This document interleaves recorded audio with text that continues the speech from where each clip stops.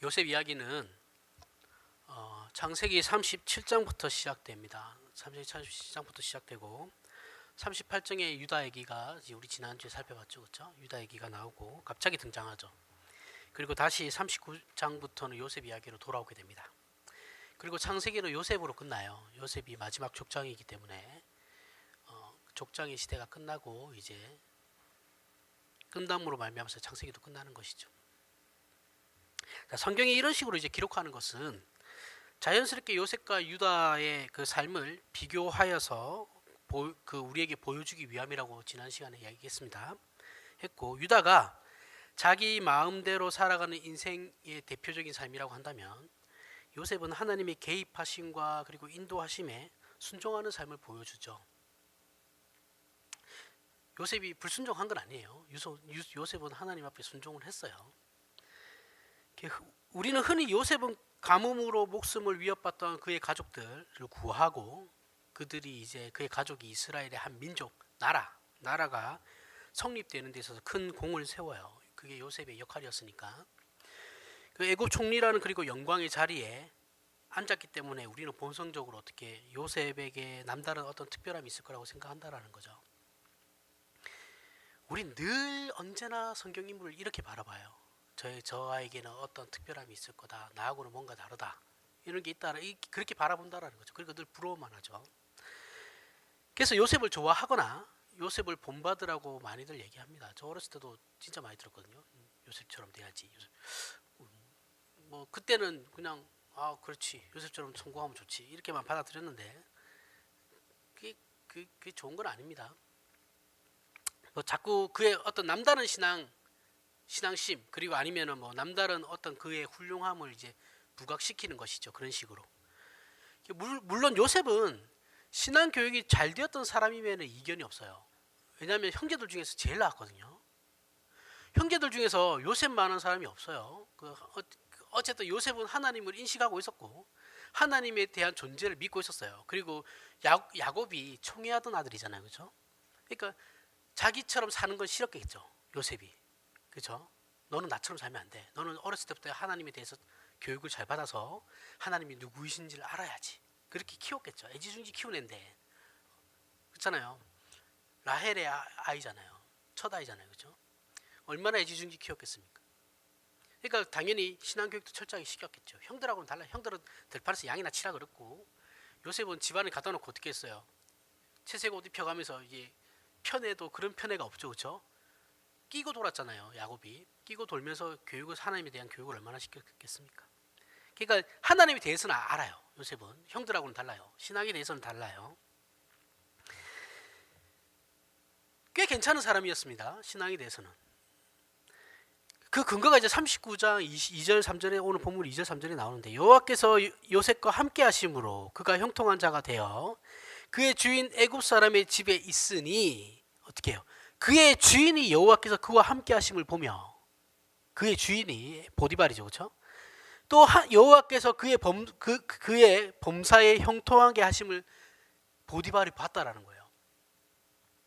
하나님이 요셉의 신앙이 어느 정도의 수준이었냐면 하나님은 알지 못하는 이방의 그 권력자, 애굽의 권력자 눈에도 하나님이라는 신이 있는데 제가 하나님이라는 신을 믿는데 쟤를 보고 있으니까 정말 하나님이 쟤와 함께 하는구나라는 게 눈에 보였다라는 거예요. 이방인 눈에도. 그러니까 요셉이 엄청난 실력을 가진 자였죠. 신앙에 대한 실력을 가졌다라는 거죠. 이런 부분은 우리에게 오늘날 기감이 되는 겁니다. 이런 부분은 우리가 요셉에게 있어서 우리가 바라볼 때 우리가 닮아야 되는 부분이에요. 본받아야 되는 부분이고. 그리고 요셉의 이와 같은 모습은 그가 억울하게 옥에 갇혔을 때도 마찬가지였거든요. 39절 20절에서부터 23절에 이제 요셉이 억울하게 옥에 갇혀요. 그리고 난 뒤에 이에 요셉의 주인이 그를 잡아 옥에 가두니 그 옥은 왕의 제수를 가두는 곳이었더라. 요셉이 옥에 갇혔으나 여호와께서 요셉과 함께 하시고 그에게 인자를 더하사 간수장에게 은혜를 받게 하심에 간수장이 옥중 죄수를 다 요셉의 손에 맡김으로 그 재반 사물을 요셉이 처리하고 간수장은 그의 손에 맡긴 것을 무엇이든지 살펴보지 아니하였으니 이는 여호와께서 요셉과 함께 하심이라. 여호와께서 그를 범사에 형통하게 하셨더라. 하나님을 알지 못하는, 마찬가지예요. 하나님을 알지 못하는 이방인 간수장이 요셉의 신앙 수준이 보통이 아니었다라는 것을 봤다라는 거예요. 여러분, 간수장이라니까 지금 시대나 인권 어쩌고 저쩌고 하니까 감옥에서도 범죄자들이 사람 취급받죠, 그렇죠? 이때 당시에는 사람 취급 못 받아요. 그리고 왕의 제수를 가두는 건 정치범이에요. 정치범 수용소예요. 세상에서 정치범 수용소가 제일 그거 한 거 아시죠? 험한 거 아시죠? 북한과도 반역자들이 정치범 수용소가 제일 험합니다. 그런데 갇혀 있는 사람이, 그 간수장이 그때 당시에 뭐 인권이고 뭐고 그런 게 어디 있어요? 그냥 죽여도 모르는 건데. 어쨌든 간에 그 간수장도 인정했다라는 거예요. 아, 쟤는 뭔가 다르구나. 도대체 뭘까라고 봤더니 제가 하나님을 믿어요. 그러니까 하나님이라는 신이 제가 함께 하는구나라는 거, 이 사람도 이제 받아라는 거예요.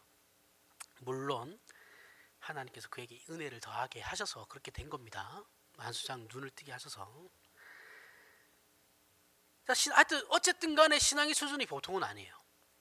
이 보통 이상이라고 할 수 있겠죠. 이렇게 고난, 자기 인생이 꼬여가는데도 거기서 자기가 성실하게 일을 한다라는 건 좌절하지 않고 대단한 겁니다. 즉 요셉은 자신이 믿는 하나님, 자신을 형통케 하시는 그 하나님을 자신을 통하여 다른 사람들도 알고 느낄 수 있을 만큼의 신앙 수준을 소유한 건 사실이에요. 우리보다도 어쩌면 더 높을 수도 있어요, 그렇죠? 저보다는 확실히 좋다고 생각은 합니다. 여기까지 요셉은 좋은 점이죠. 제가 지금까지 얘기한 거는 요셉의 좋은 점이에요.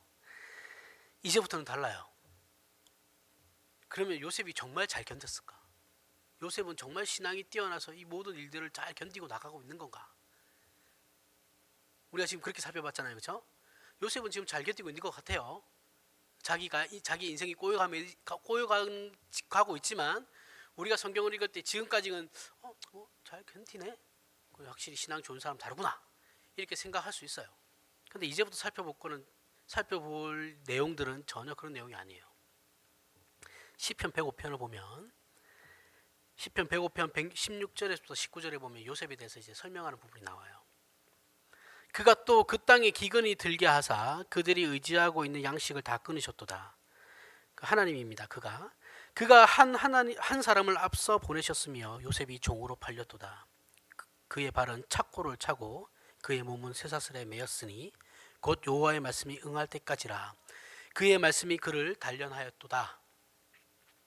자, 이 시편의 내용은 요셉이 자신의 고난을 신앙으로 잘 극복했다라는 것에 근거가 되는 구절로 종종 인용이 돼요.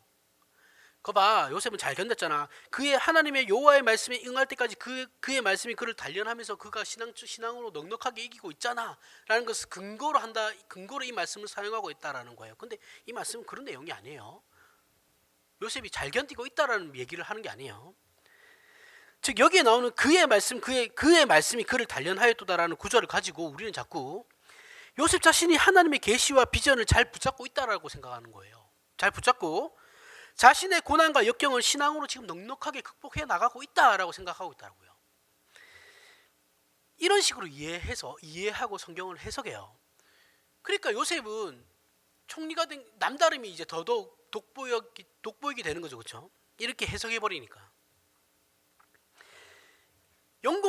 요셉의 성공에는 그에게 무엇인가 범상치 않은 이유와 그리고 특별한 조건이 있었기 때문이라고 믿고 싶어하는 우리의 마음이야.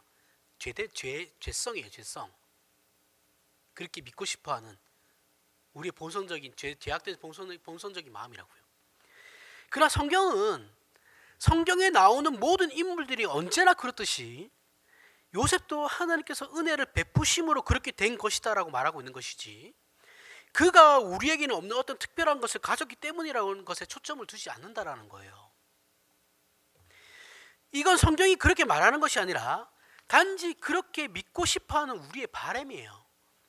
사실은 그렇지 않지만 반드시 그래야만 하는 것과 같은 거예요. 요셉은 전혀 그런 게 아닌데 우리는 요셉을 영웅화시켜야 되니까, 그래서 사람들에게 설교할 때 요셉의 기감이 되게끔 만들어가지고 요셉처럼 하나님 앞에 신실하게 살아, 열심히 살아. 그러면 복 받아. 이렇게 갖고 간다고요. 이 요셉 내용을 가지고.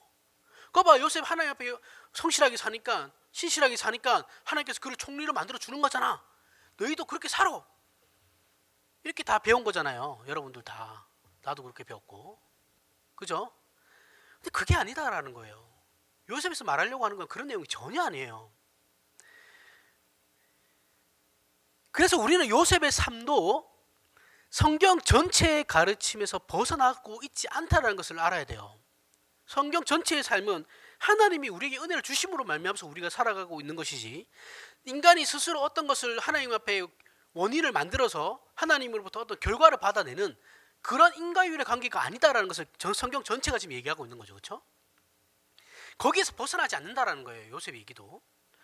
이것을 늘 확인하고 인지하여 우리가 요셉 얘기를, 요셉뿐만 아니죠, 모든 성경의 내용들을 그렇게 읽어야 되는 겁니다. 그렇지 않으면 요셉처럼 해봐 이렇게 된다고요. 자, 105편 18절. 그의 발은 착고를 차고, 착고는 이거 옛날에 여기 발목에다가 쇠사슬 같은 거 해가지고 입다만 쇠구슬 매달아 놓은 거 아시죠? 그게 착고예요. 그의 몸은 쇠사슬에 매였으니, 자, 이 말씀을 직역하면, 자, 그의 몸은 쇠사슬에 매였으니라는 이 히브리어를 직역을 하게 되면, 이건 지금 의역이에요. 직역을 하게 되면, 단어의 뜻을 그대로 가져서 설명을 하게 되면, 쇠사슬에 몸을 묶어놨다는 뜻이 아니에요. 이건 지금 의역이에요. 사실은 이걸 정확하게 해석하려면 그 쇠사슬이라는 단어는 없고 철이라는 단어가 나오는데, 이게 쇠사슬을 철이에요. 철이 그 여기 몸이라는 단어도 안 나요. 그 영혼이라는 단어가 나오거든요. 네피시가 나오는데, 철이 그의 영혼을 뚫었다라는 뜻이 오히려 맞아요. 그러니까 쇠사슬이 그의 몸을 묶었다라는, 그의 몸이 쇠사슬에 매여 있다라는 뜻이 아니라 철이 그의 영혼을 꿰뚫었다라는 거예요. 뚫고 지나갔다라는 거예요. 이게 무슨 말이냐면, 그의 발은 착고에 매였고, 착고를 차고, 그의 영혼은 쇠가 뚫고 지나갔다라는 거예요. 이게 무슨 말이겠어요? 요셉은 노예로 팔려가고 억울하게 옥에 갇혀가지고 육체적으로 고난을 받았을 뿐만 아니라 그의 정신으로도 어떻게 해요? 영혼을 꿰뚫었다라는 건 정신이 온전하지 않다라는 거예요. 그죠?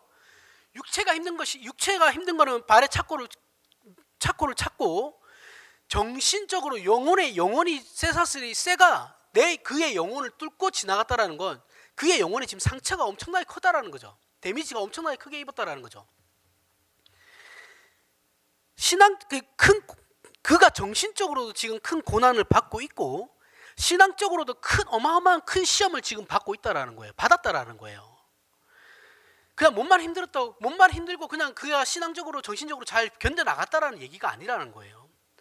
요셉이 고난을 받았다라는 것은 그가 정신적으로나 신앙적으로 깊은 낙심과 절망의 자리까지 갔다라는 말이거든요.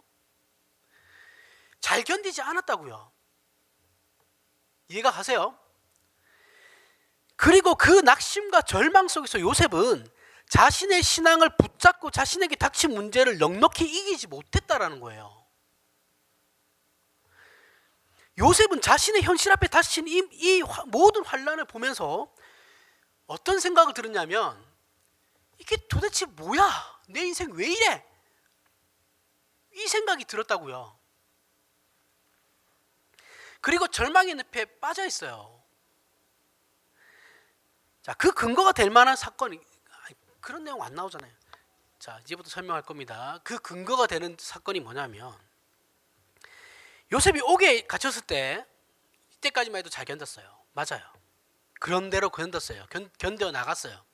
근데 관원장 2명이 들어와요. 한 명은 떡 맡은 관원장이고, 지금으로 따지면 장관입니다. 한 명은 술 맡은 관원장이죠. 그들이 억울한지 뭐 어쩐지 모르겠는데, 하여튼 들어와서 꿈을 꾸는데, 그 꿈을 이제 해석할 방법이 없어가지고 요셉이 그 꿈을 이제 들어주고 해석을 해줘요.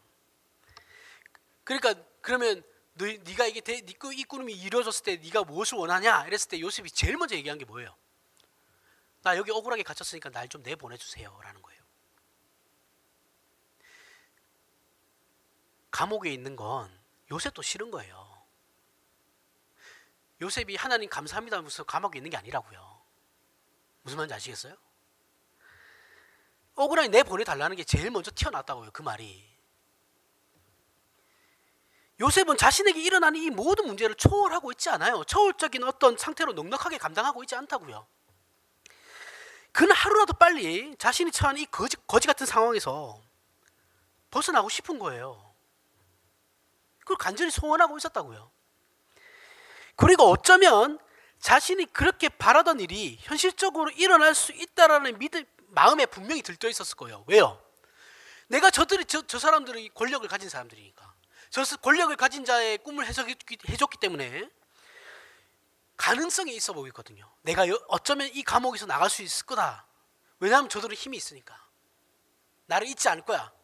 나가게 되면 분명히 나를 꺼내줄 거야. 기대감이 부풀었겠죠. 그죠?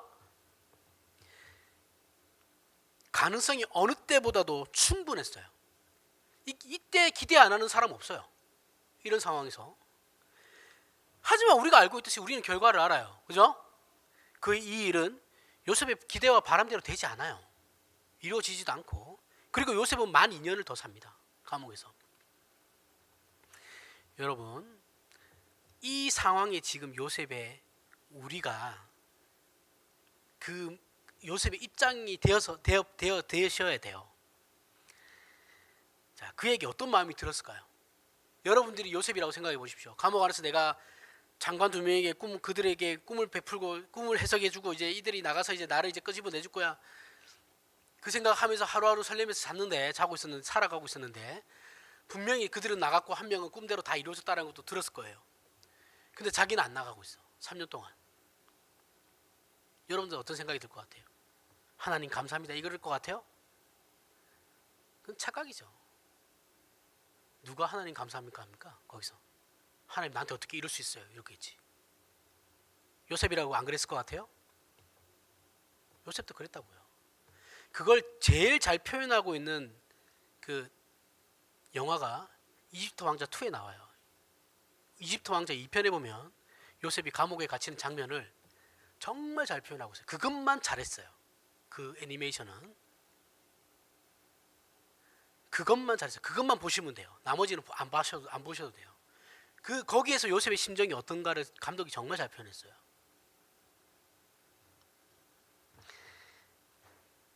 미치고 환장하죠. 억울해. 안 해도 억울한데 요셉 입장에서는 어쩌면 그 사람들 안 만나는 게 더 나았을 뻔했어요. 그죠? 괜히 희망 고문만 한 거잖아요. 가지지 않았을 그 기대를 가지게 해가지고 괜히 더 나락으로만 떨어졌죠. 절망에.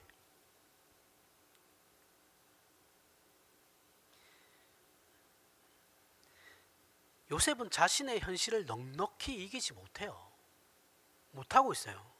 그의 인생은 이렇게 혹독한 과정을 거치며 하나님께서 그 요셉을 사용하고 있다고요. 이것이 성경이 말하는 요셉의 형통이거든요. 이거 부러우세요?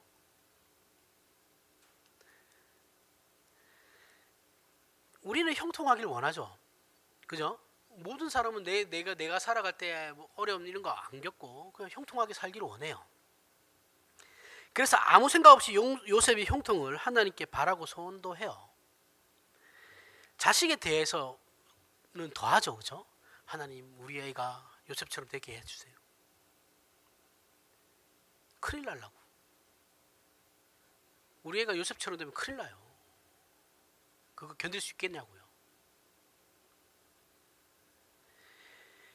형통을 단순히 세상적인 성공으로만 생각하기 때문에 그런 거예요. 그렇게만 이해하고 하나님께서 그를 총리를 만들기 위해서 그 과정이 어떠했나에 대해서는 하나도 생각하지 않죠. 요셉은 결국 총리가 된 사람이니까 이것은 요셉의 형통에 대한 이해가 전혀 없이 그냥 그렇게 요셉은 이꼬르 총리, 이꼬르 세상적으로 성공한 사람, 하나님의 복을 받은 사람 이렇게 생각한다고요. 이러면 요셉의 형통함이 무엇인지를 전혀 모르는 거죠. 성경이 요셉을 통해서 무엇을 얘기하려고 하는지도 모르는 거예요. 이걸 주일학교 애들한테 맨날 우리는 성경 공부하면서 그렇게 가르치잖아요. 애들한테 감옥 가라고. 자, 우리가 좋아하는 요셉의 형통에 대해 조금 더 얘기해보면, 요셉은 형통한 사람으로 범사에 하나님께서 그에게 복을 주셨어요. 그건 맞아요. 여기서 우리가 짚고 넘어가야 하는 것이 형통함이라는 것 뜻이에요. 뜻. 그 형통함이라는 사전적 의미와 성경에서 말하는 의미가 무엇인지를 구별할 줄 알아야 된다는 거죠. 자, 형통함이라는 뜻은 그냥 일반적인 뜻, 사전에서 얘기하는 뜻, 사전적 의미에서 뜻은 온갖 일이 뜻대로 된다라는 뜻이에요. 그러나 요셉이라는 인물이 정말 우리가 보편적으로 생각하듯이, 일반적으로 생각하듯이 모든 일이 그의 뜻대로 되었느냐라는 거예요. 이제부터 이제 그 일을 살펴볼 거예요. 자, 우리 다시 과거로 돌아와서 요셉. 네, 과거로 돌아갈 겁니다. 자, 먼저 요셉은 친형들이 팔았어요. 그죠? 총애를 받던 부잣집 도련님이었어요. 그 아버지의 재산을 어쩌면 다 물려받을 수도 있는 그런 입장에 있는 부잣집 도련님이었는데 하루아침에 노예가 된 거예요. 외부의 침략이 아니에요. 침략에 의해서 그가 노예로 팔려간 게 아니에요. 그죠? 친형들에 의해 피부치예요. 피부치들에 의해서 노예로 팔려간 거예요. 자, 이것을 우리가 형통이라고 할 수 있냐고요. 요셉은 형통했다면서. 하나님의 복을 받았다면서요. 그럼 이게 하나님의 복이냐라고요. 계속해서 요셉은 노예가 되었음에도 불구하고 어쨌든 성실하게 살았어요. 성실하고 신실했어요. 그런데 누명을 쓰고 이제 억울하게 옥살이를 하게 되죠. 그 누명이라는 건 뭐 설명 따로 안 하겠습니다. 아실 거니까. 옥살이를 하게 돼요. 자, 이걸 우리가 형통이라고 할 수 있냐고요. 누명을 쓴 게 무슨 형통이에요. 그게 무슨 복이에요. 그리고 감옥에 갇히는 게 무슨 복이냐고요. 정말 우리가 생각하는 형통이 되려면 요셉을 형들이 팔려고 할 때 그때 당시에 하늘에서 벼락이 떨어져 가지고 그 형들이 맞아 죽던가 아니면 요셉을 노예로 산 그 미디안 사람들 있죠. 상인들. 그 사람들이 이제 요셉을 사가지고 갈 때 하나님 직접 나서기 뭐 하시면 천사라도 보내가지고 그들을 싹 정리해버리고 요셉을 구원해가지고 다시 야곱의 품에다 앉혀놔야지 그게 하나님 우리가 생각하는 형통이잖아요. 그렇지 않나요? 근데 이상하죠. 성경은 그렇게 하지 않는데 요셉은 형통한 사람이라고 얘기하고 있다고요. 우리가 생각하는 형통함은 아닌 거죠. 최소한. 자, 우리가 하나님에 대해 가지는 진심과 하나님 앞에서의 진정을 담은 내 고백, 그러한 진심을 담은 신앙의 고백을 하나님께서 받으시고 우리를 기뻐하심으로 하나님께서 우리의 삶에 직접 개입하셔서 세상적으로 말하는 남들과는 다른 길을 열어주시는 것을 형통함이라고 생각한다고요. 이게 지금 한국교회, 전 세계 기독교에서 얘기하고 있는 형통함이라고 생각하는 거예요. 그렇지 않나요? 누가 하나님 앞에 더 진실한가? 누가 하나님 앞에 더 나은 고백을 하고 있나? 그걸 이제 함으로 말미암아서 하나님께서 우리의 고백을 받아주시고 그리고 난 뒤에 우리에게 어떠한 복들을 결과적으로 내려주시는, 그래서 우리의 인생이 형통할 거라는 요 지금 논리로 우리는 생각하고 있잖아요. 신앙이라는 거를. 그렇지 않나요? 지금 모든 세계, 지금 거의 모든 기독교가 다 이래요. 우리가 그래서 어떻게 해요? 더 내가 하나님 앞에 저 사람보다 제가 우리 아내하고 이제 비교를 하면 내가 한송이보다는 내가 더 하나님 앞에 기쁨이 돼야지. 뭘로? 내 열심으로. 내가 내 아내보다는 더 열심히 해서 더 열심을 내 가지고 하나님을 감동할 거야. 감동시킬 거야. 그래야지 하나님이 이뻐하시겠지. 최소한 한송이보다. 그러면서 우리가 부부싸움 하면 어떻게 해요? 하나님은 내가 더 하나님을 사랑하는 걸 하나님께서는 아실 거야. 하나님은 내 편이셔. 우리 아내 편이 아니야. 내 아내 편이 아니야. 이렇게 생각하잖아요. 아내하고 남편의 비교를 한 거지. 딴 데로 비교하면, 딴 사람들하고 비교하면 또 다른 거죠. 그렇죠? 다들 이렇게 생각하시잖아요. 왜 기독교라는 단체가 정치적인 집회를 할 수는 있어요. 뭐 이해는 합니다. 그런 거 다. 근데 저렇게 막말과 저렇게 나라를 어떻게 보면 저런 반역적인 말들을 막 하고 있는데도 그렇게 할 수 있냐라는 거예요. 기독교인이라는 사람들이 어떻게 저렇게 몰상식한 저런 말들과 행동들을 하냐고요. 길거리에 똥을 왜 쌉니까 도대체? 예? 그거 어디서 나온다고 생각하세요? 그 기독교인들이잖아요. 다 그 집회하고 있는 사람들 청와대 앞에서. 그 왜 길거리에 똥을 싸냐고요. 오줌 싸고. 왜 그래요? 나는 옳은 일을 하고 있다라 이거예요. 나는 진리를 가지고 지금 옳은 일을 하고 있기 때문에 너희들은 다 틀렸다라는 거예요. 자기들만 맞다라는 거예요. 이런 무슨 말 같지도 않은 이상한 사람들이에요. 그걸 맞다고 박수치면 안 돼요. 기독교가 얘기하고 있는 게 전혀 아니에요. 그걸 맞다고 박수치고 제발 상식적으로 생각해. 형통하면 그런 게 아니라고요.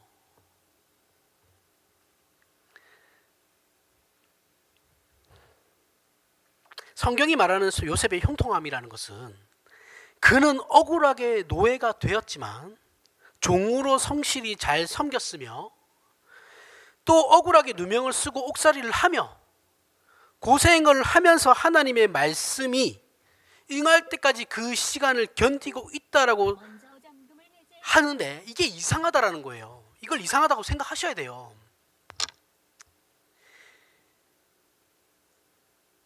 그래서 하나님을 우리는 어떻게 생각하냐면 위에서 쓸모있는 인생을 살아가려고 하죠.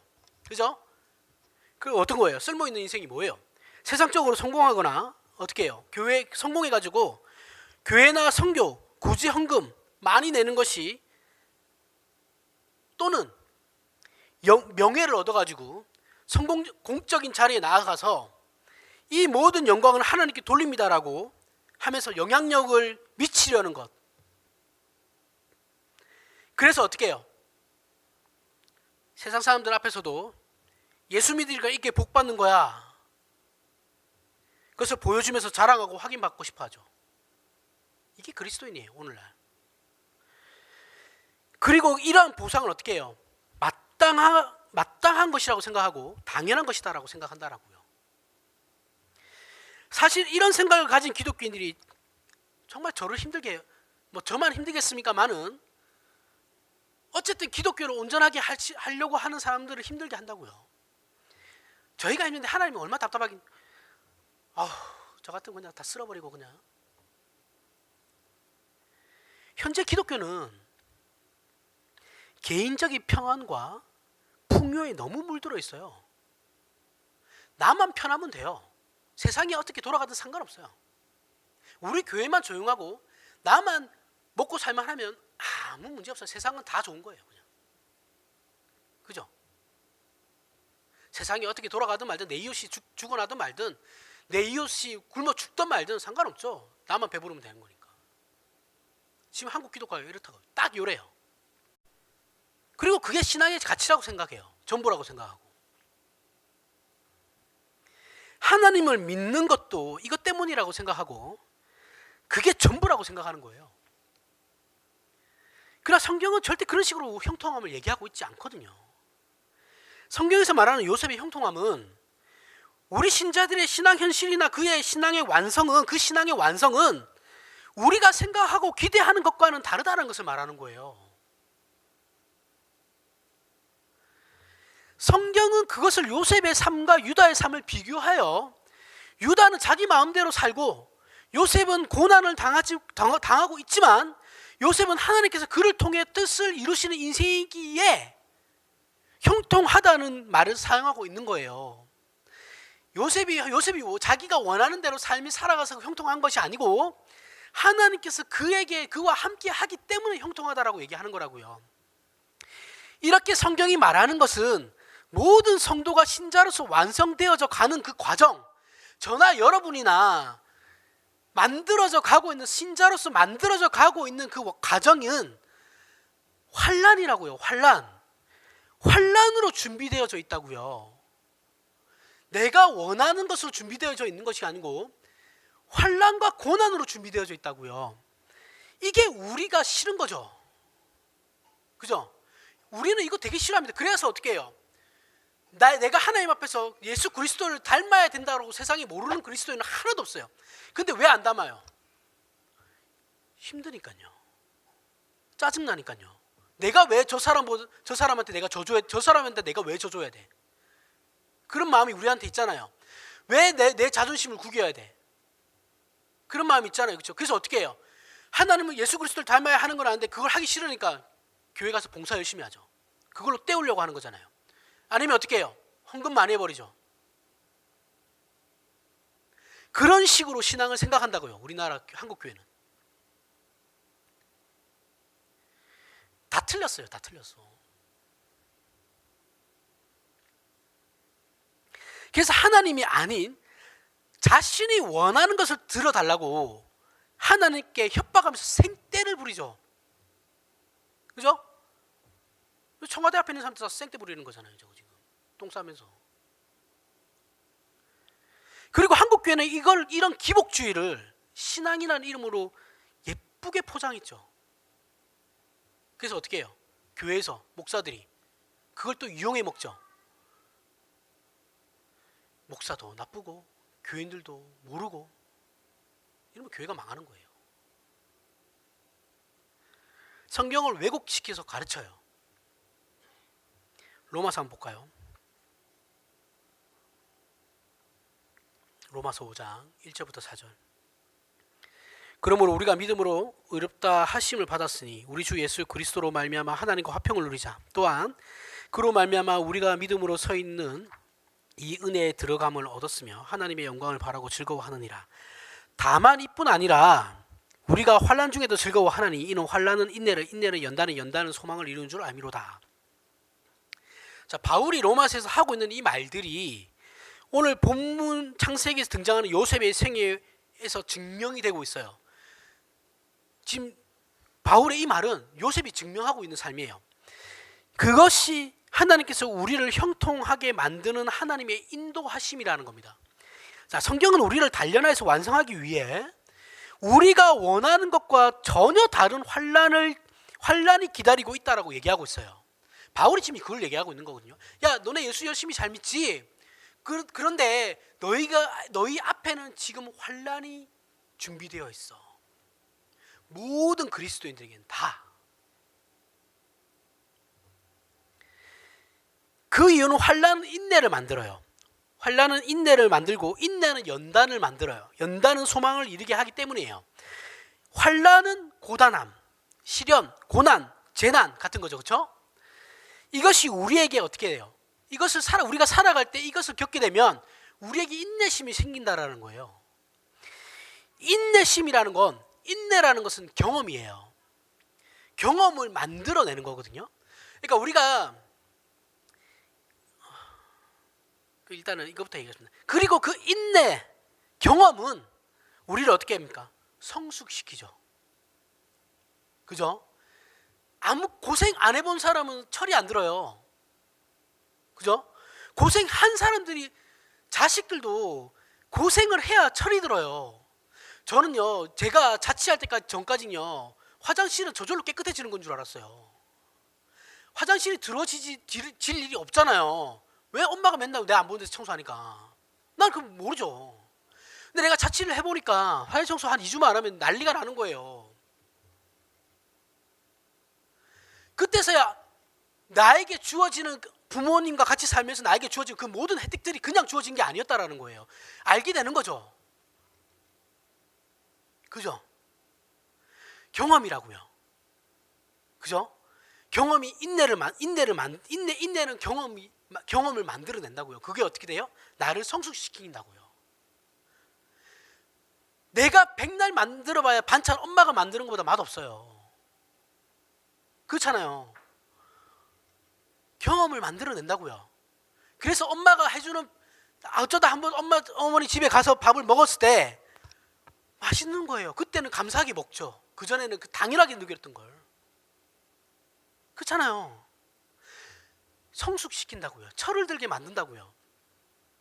하나님께서 우리에게 이루시고자 하는 것은 우리가 처음 신앙과 믿음을 가졌을 때 그 진지하고 진심으로 그 신앙을 이해하여 동의했던 것을 이제는 어떻게 우리가 처음에 예수 그리스도를 믿을 때 우리가 진지하죠. 정말 예수 그리스도가 믿어지고 예수 그리스도밖에 없으니까. 그리고 정말 그 말씀에 동의해요. 그래서 믿게 되는 거예요. 그런데 그것을 어떻게 해요? 그 수준에 머무르는 것이 아니라 하나님께서 어떻게 해요? 그것을 이제 내가 알고 있는 것 실천하게끔 만드신다라는 거예요. 그리고 실력 있는 자로 만들어 가신다라는 거죠.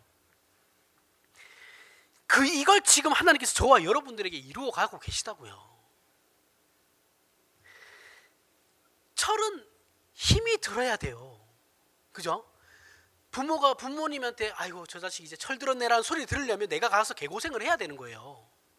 개고생도 안 하는데 무슨 철이 들어요. 철이 들기는. 하나님께서 우리를 신자로 만드시고 요구하시는 것은 하나님의 은혜와 구원에 대한 감격으로 우리를 위하여 사는 자가 된다라는 것이 마치 쓸모 있는 자가 된 것을 말하는 것이 아니에요. 그 요구는 하나님께서 우리에게 시작하신 구원과 궁극적인 완성과 구원의 궁극적인 완성과 우리 자신의 됨됨이를 그 완성을 목적으로 하고 있다고요. 여러분들이 무슨 일을 하든 그거는 상관없어요. 쓰레기를 주는 일을 하든 대기업에 취업해서 일을 하든 장사를 하든 그거는 여러분들 역할을 그냥 하시면 돼요. 하실 수 있는 일을. 하나님은 그 일을 어떤 일을 하느냐를 원하시는 것이 아니라 거기에서 내가 어떻게 그리스도인으로 살아가느냐를 원하신다고요. 세상적인 성공과 내 어떤 앞날에 뭐 창창한 미래 이런 걸 하나님 그런 거는 관심도 없다니까요. 하나님이 우리에게 원하는 건 내가 오늘 하나님의 말씀에 얼마나 순종하면서 살았고 내 이웃을 얼마나 돌보며 살았냐라는 거예요.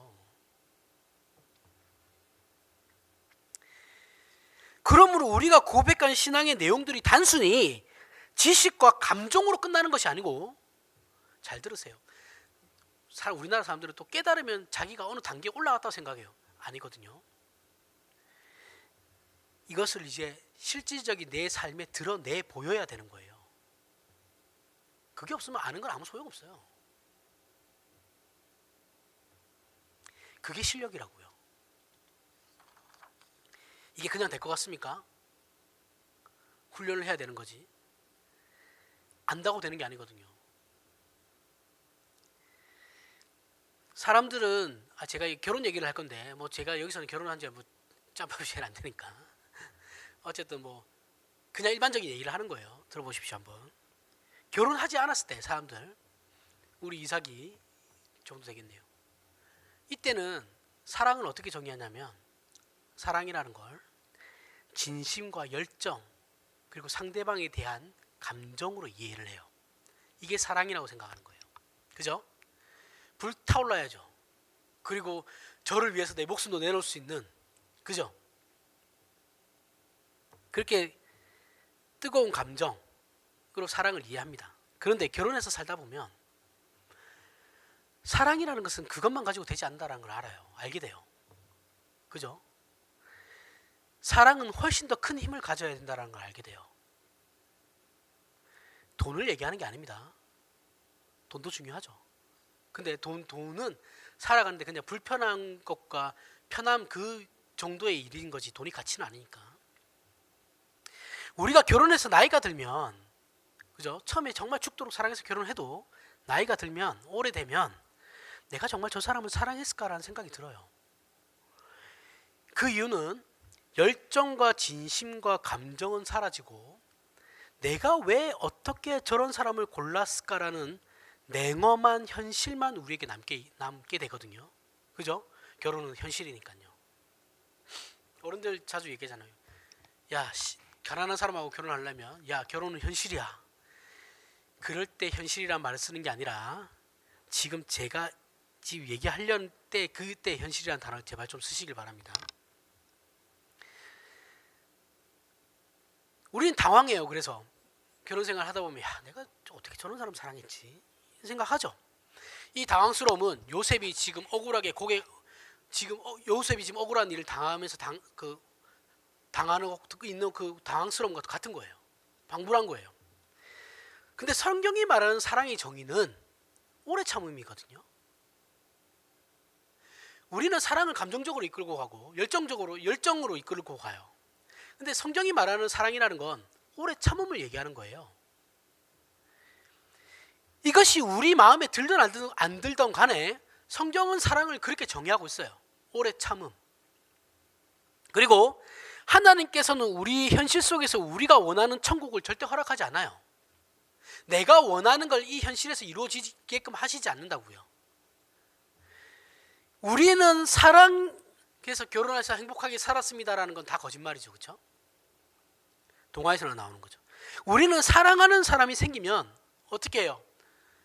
이 사람과는 평생 라면만 먹어도 살 수 있다고 생각하죠. 그리고 어떻게 해요? 다른 무엇과는 바꿀 수도 없고, 만일 결혼 못하게 되면 나 죽어버릴 거야, 이렇게 생각하잖아요. 드라마 보면 많이 나오잖아요. 우리가 현실적으로 그걸 경험하지 못했다고 해도 드라마나 소설책 같은 거 보면 많이 나오잖아요. 그렇죠? 그리고 우리 거기 감동하잖아요. 로맨틱한 영화 같은 거 보면 막 눈물 흘리면서 감동하잖아요. 그렇죠? 순수한 사랑이야 이러면서. 그래놓고 결혼하고 10년만 지나보십시오. 어떻게 됩니까? 왜 하필 이 사람이었을까? 그 옆에 친구는 더 괜찮았는데. 그죠? 이런 생각 든다라는 거예요. 나름 당시에는 기도해서 응답받았을 수도 있는 건데 이런 생각을 하게 된다고요. 사랑은 오래 참는 겁니다. 사랑은 자기 유익을 구하지 않는 거예요. 사랑은 무례히 행하지 않는 거예요. 그러나 우리는 이것을 사랑이라고 생각하지 않아요. 그래서 어떻게 합니까? 체념이라고 생각해요. 체념. 결혼생활 오래 하면 체념해서 괜찮아. 체념이라고만 생각하는 거예요. 아유, 뭐 다 그런 거지. 우리가 결혼생활을 오래 하면 달라지는 것이 하나가 있는데, 서로의 단점에 대해서 잘 넘어가 준다라는 거예요. 신혼 때는 엄청 싸우잖아요. 그렇죠? 못 참거든요. 근데 그게 세월이 지나가면 어떻게 됩니까? 무뎌지고 넘어가지는 실력이 나에게 생겨요. 그죠? 우리는 이것을 체념이라고 한다라고요. 그러면서 어떻게 해요? 이게 사랑일까? 불륜 드라마 같은 거 보면 그런 게 나오잖아요.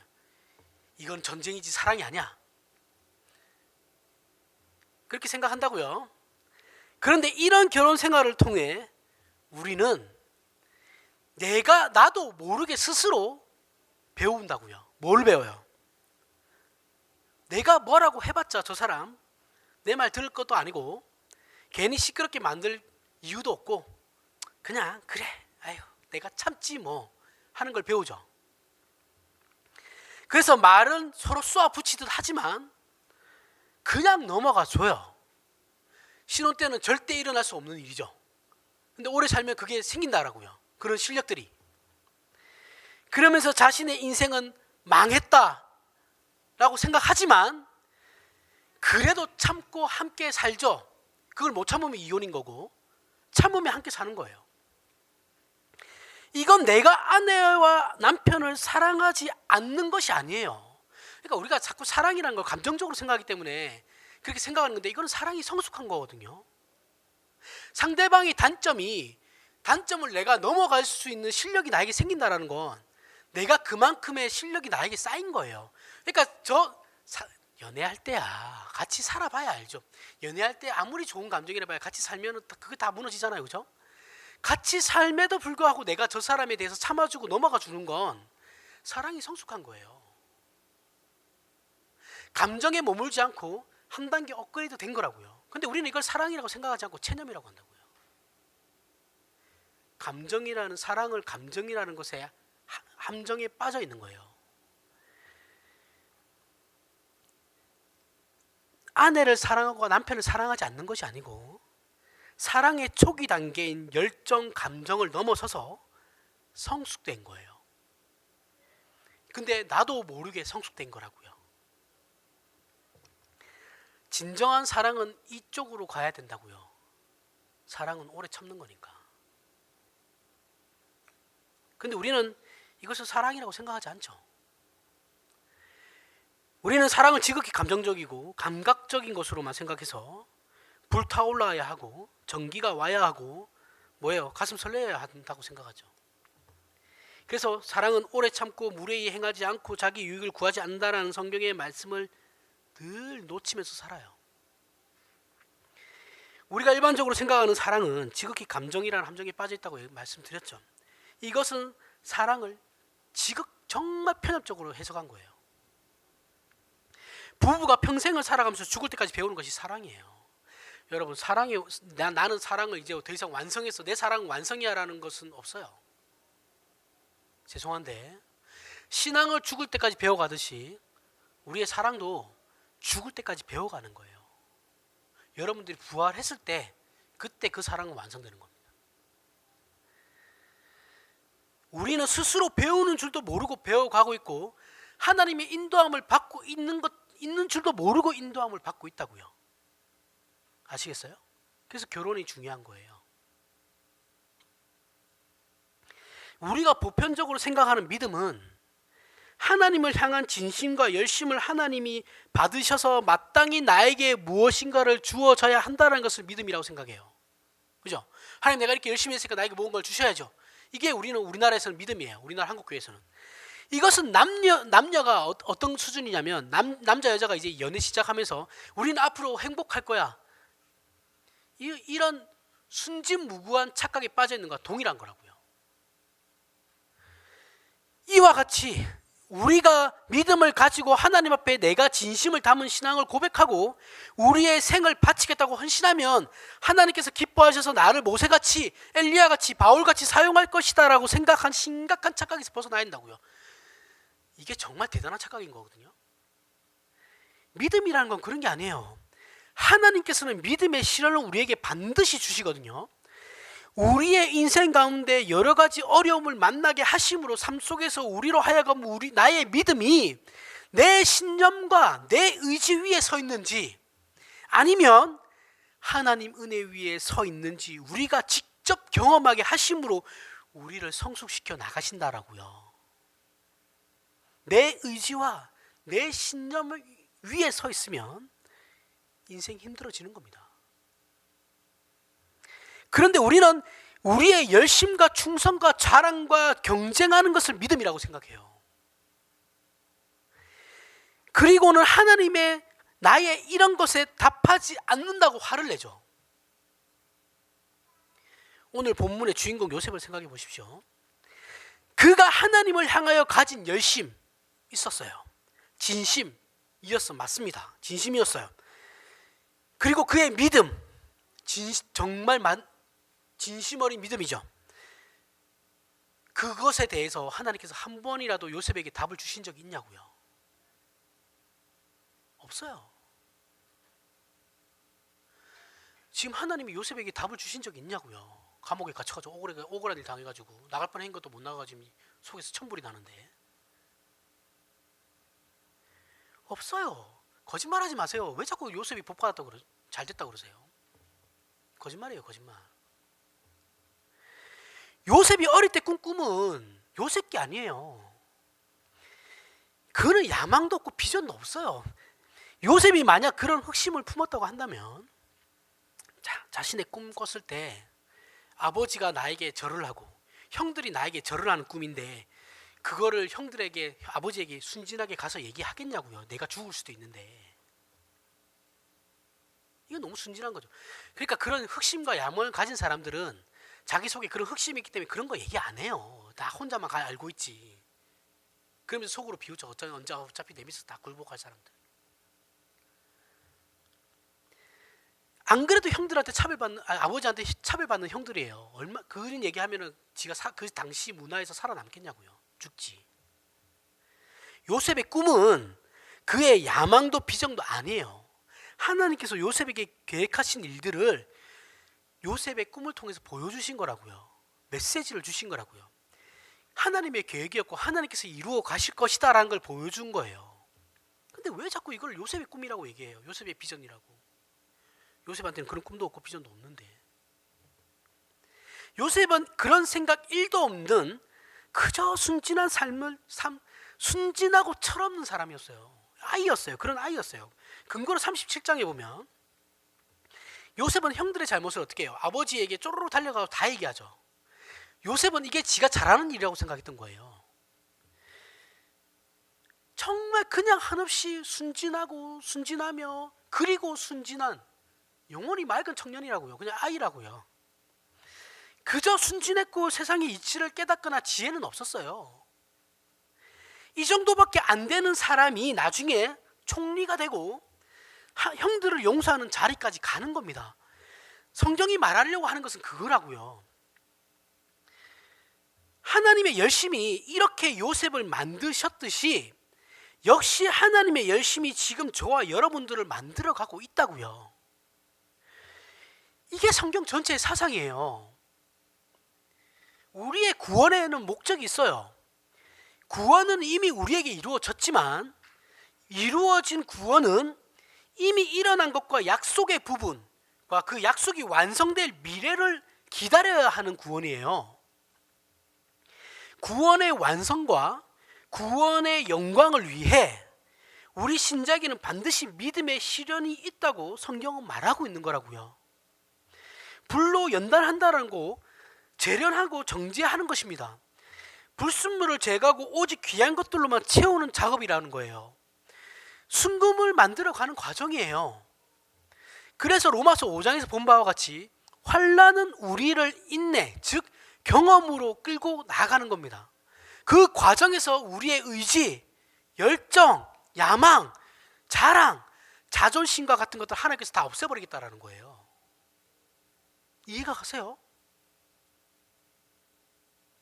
그리고 오직 하나님만이 예수 그리스도 안에서 우리의 근거이시고 힘이시며 소망이 되신다는 것을 깨달아 그것을 근거로 세상을 살아가게 우리를 바꾸어 가신다고요. 이게 신앙이라고, 이게 전체적으로 믿음이라고 한다고요. 이것을 위하여 하나님께서는 우리의 생애를 우리의 기대와 전혀 다르게 멋지게 자랑하는 것으로 인도하지 않아요. 오히려 초라하고 고단하며 지지고 볶는 현실 속에 그냥 내버려 두신다고요.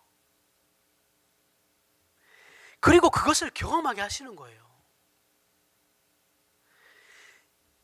인내하게 하신다고요. 인내는 경험이라 그랬죠, 그렇죠? 그런데 우리는 자꾸 신앙을 예수 믿는 자는 믿지 않는 자와 뭔가 달라 보이는 것을 성경이 말하는 것이 아닌 내가 원하는 식으로 나타내며 기대하고 있죠. 어느 시대나 하나님의 일꾼으로 사용되는 자들은 있어요. 맞아요. 하지만 그것은 소명 또는 맡은 직분에서의 일이지 그것 자체가 신앙인 건 아니에요. 내가 목사를 하고 있잖아요. 이 목사가 자체가 나에게 신앙은 아니에요. 나는 목사이기 이전에 근본적으로 신자거든요. 그죠? 나에게 있어서 근본적인 신앙의 문제는 내가 신자로서의 삶을 살아가는 거예요.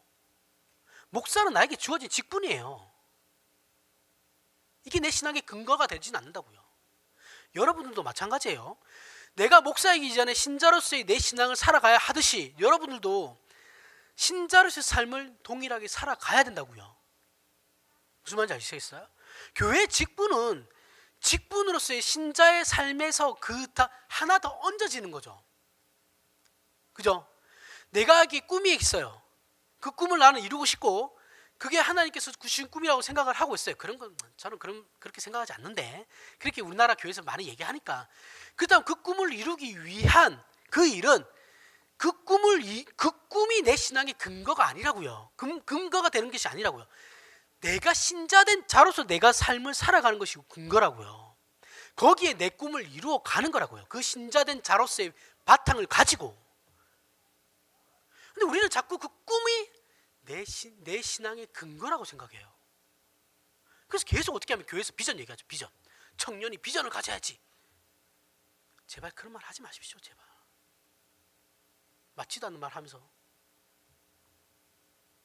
다 엉터리로 가르쳐요.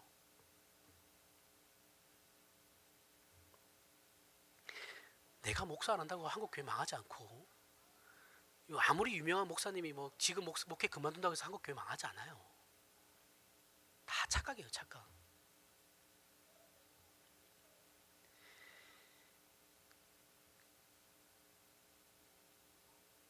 이것을 위해서 하나님께서는 우리의 생애를 우리의 기대와 전혀 다르게 인도하신다고 말했습니다.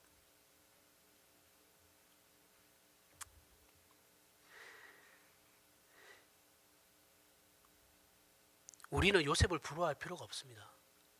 성경에 그 어떤 누구도 부러워할 필요가 없어요. 닮으려고 노력하지 않아도 돼요. 우리는 예수 그리스도만 닮으면 돼요. 아직도 요셉의 형통이 여러분 부럽냐고요? 이렇게까지 얘기했는데 요셉의 형통이 부럽습니까? 그럼 답이 없어요. 그럼 요셉이 겪었듯이 우리는 노예가 되어야 하고 감옥에 가야 되거든요. 성경이 요셉의 생애를 기록하는 것은 하나님께서 그와 같이 우리의 인생에도 동일하게 계획하고 계시다는 걸 말씀하기 위함이에요.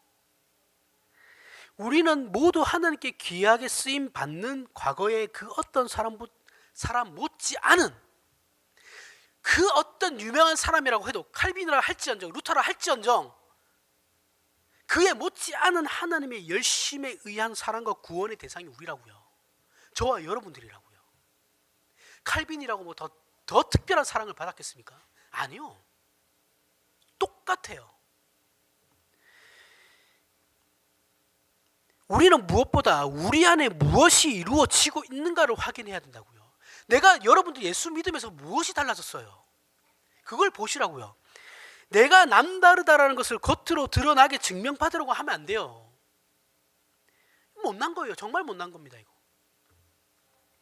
물론 그렇게 쓰임받는 자들도 있죠. 그러나 전체를 놓고 보면 하나님께서는 우리 모두 절대 다수, 이런 사람들은 소수죠. 그렇죠? 절대 다수의 신자를 자녀로서 완성하시는 일에 그 아들 예수 그리스도를 보내신 거라고요. 그 0.01%의 사람만을 위해서 예수 그리스도가 오신 것이 아니고 99.9%의 우리를 위해서 예수 그리스도께서 오신 거라고요. 그 열심, 그 능력, 그 은혜와 사랑으로 모든 성도들을 저와 여러분들을 일명 예외 없이 부족함 없이 매 순간마다 지키시고 인도하신다고요. 그게 하나님이시라고요. 이걸 우리는 잊으면 안 돼요. 왜 자꾸 우리는 0.01%의 그 사람들만이 하나님께서 그 은혜를 베푸신다라고 생각하냐고요.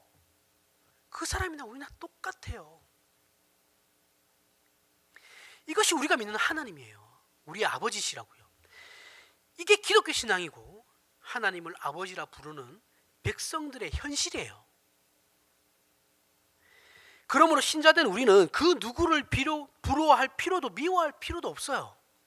세상이 얘기하는 상대적 박탈감 많이 얘기하잖아요. 그렇죠? 이게 미안한데 우리 신자들에게는 전혀 해당 사항이 없어요. 그들은 그렇게 살고 우리는 우리대로 살면 되는 거예요. 무슨 상대적 박탈감을 왜 가져요?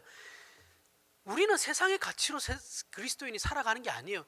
상대적 박탈감을 느끼는 건 그도 세상의 가치관으로 살아가기 때문에 상대적 박탈감을 느끼는 거죠. 그들이 가지지 않은 걸 가졌기 때문에 우리에게 있어서 오히려 우리가 우월할 수도 있는 거죠. 물론 우월감을 가지라는 얘기가 아니에요. 그걸 왜 그거는 생각 안 하냐고요. 그저 세상 사람들이 좋다고 하니까 그거 따라서 좋아하니까 저 사람이 좋은 차 타니까 나도 좋은 차 타야 되는 거예요. 저 사람이 큰 아파트 살아야 되니까 나도 큰 아파트 살아야 돼요. 왜 나이가 들면 큰 아파트 살아야 돼요? 서울에서 60평짜리 살면서 왜 세금 낼 돈이 없다 그래요? 말이 돼요? 40억짜리 아파트 살면서 500만 원 낼 돈이 없다고요? 그러면 그 아파트 팔면 되잖아요. 작은 데로 이사 가면 되죠. 그리스도인들에 대해서 얘기하는 겁니다. 세상 사람들이 그렇게 살든 말든 저하고 상관없어요. 그리스도인이라면 그렇게 하면 되잖아요. 이해가 가세요, 이게? 여러분도 그래 나이 들면 큰 차도 사야 되고 큰 아파트 살아야지 뽀대나지 이렇게 생각하세요? 아니에요.